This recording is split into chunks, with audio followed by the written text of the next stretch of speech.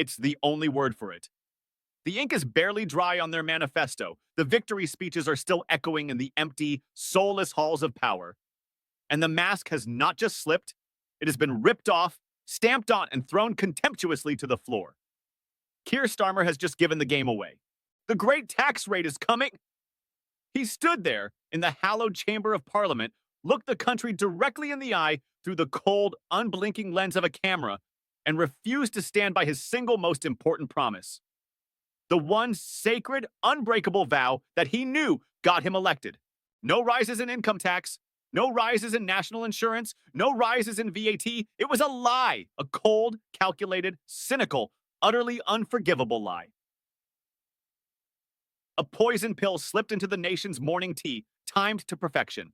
They waited just long enough for you to feel a moment of calm, a flicker of misplaced hope that perhaps, just perhaps, things might be different this time. And in that precise moment of quiet, that brief exhalation of a nation's breath, the trap has been sprung. The question is no longer if they will come for your money, for the fruits of your labor, for the long hours you work. The only question left is this: how much of the life you have painstakingly built, the security for your old age, the inheritance for your children, the small joys that make it all worthwhile, how much of it are they planning to steal before you have absolutely nothing left to give? Don't you dare expect to see this on the evening news. They will not call it betrayal. They will never, ever use that word.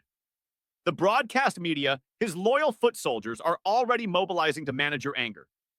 They'll call it difficult choices.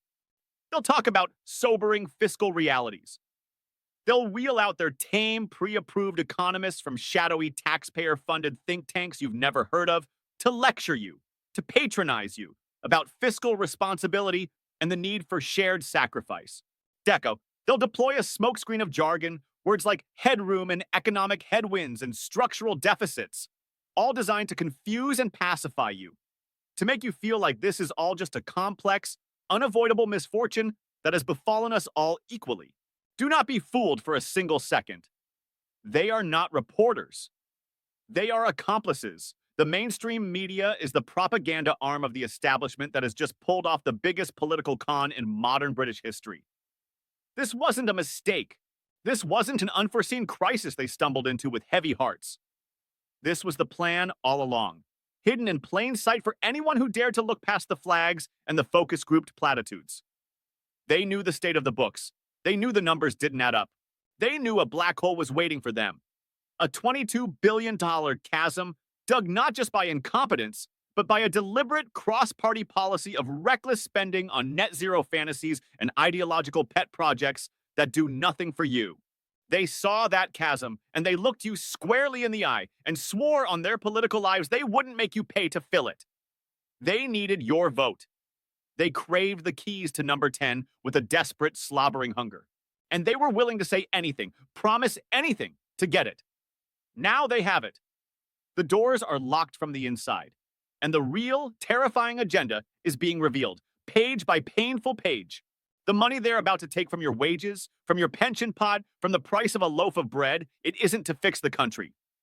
It's to fund their ideological nightmare. It's to pay for the chaos they have no intention of stopping. This is a deliberate, planned demolition of the finances of the British family, designed to make you poorer, more dependent, and ultimately, easier to control.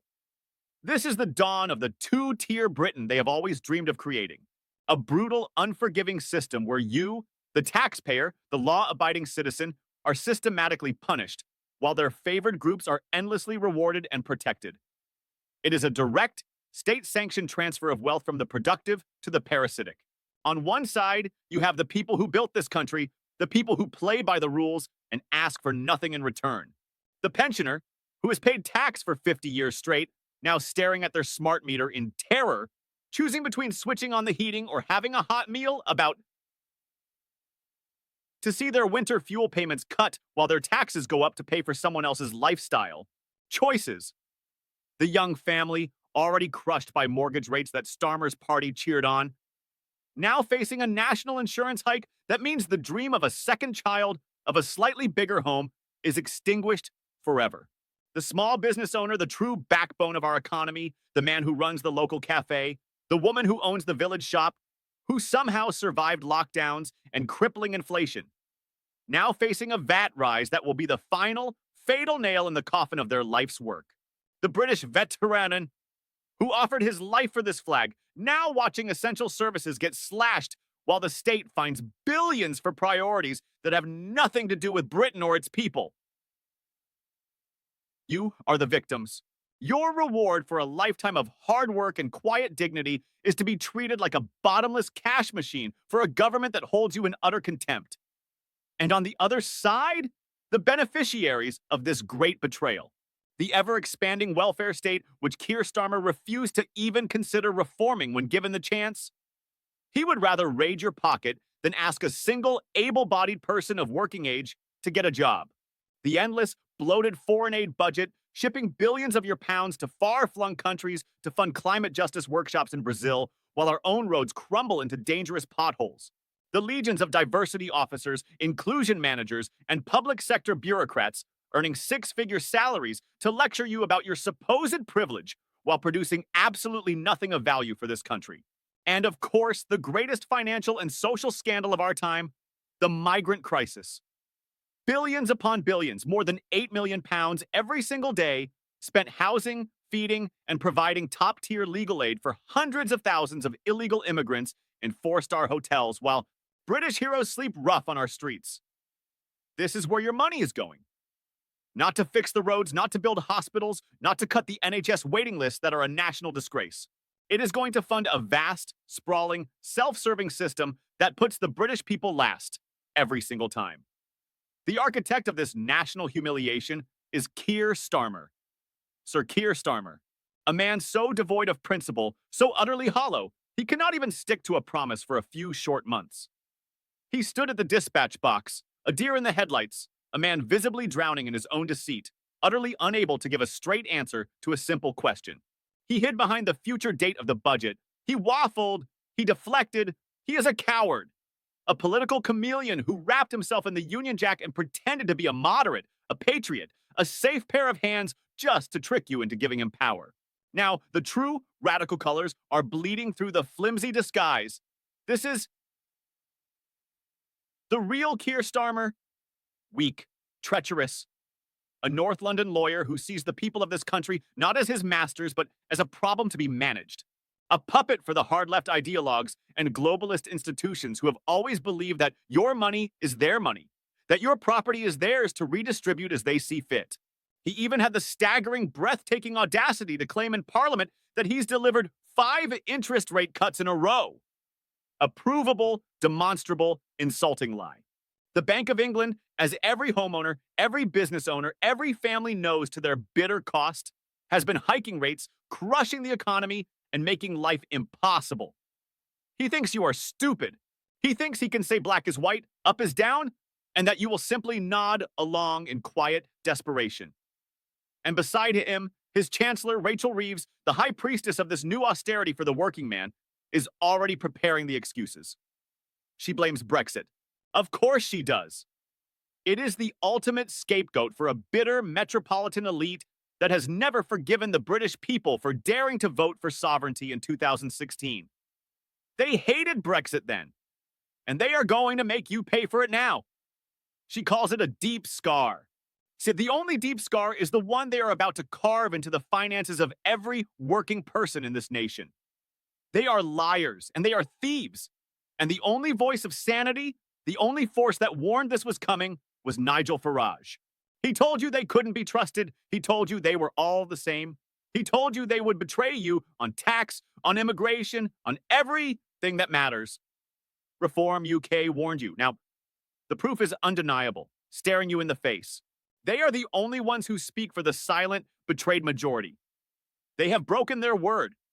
They have declared war on your wallet, on your family, on your future.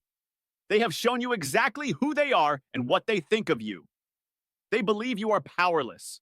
They believe you will grumble into your pint, complain to your neighbor, but ultimately you will bend the knee and accept your fate as the paymaster for their failed state. They see your silence as consent. They see your compliance as weakness. The pound is already falling on the world. Markets. International investors are running for the hills. The world can see the chaos coming. The world knows that a country led by liars who despise their own electorate is a country on the road to ruin. The coming budget is not a financial statement. It is a declaration of intent. It is the moment they formalize their betrayal and begin the systematic plunder of the British middle class. This is not about economics anymore. This is about trust. It is about honor. It is about the very character of our nation. And they have neither. They broke their most sacred promise. The only question left is the most important one of all. Are you going to let them get away with it? If you are sick of the lies, if you are furious at this betrayal, if you believe this must be fought with every fiber of our being, then you know what to do. This is your digital samizdat, your warning flare in the dark. Share this video with every single person you know. Wake them up. Let them see the truth before it's too late. Comment the word betrayal below. Flood their timelines so they cannot ignore the roar of our voice. Follow this channel for the truth they are so desperately trying to hide. The fight for the financial survival of Britain, for the very soul of our country, has just begun.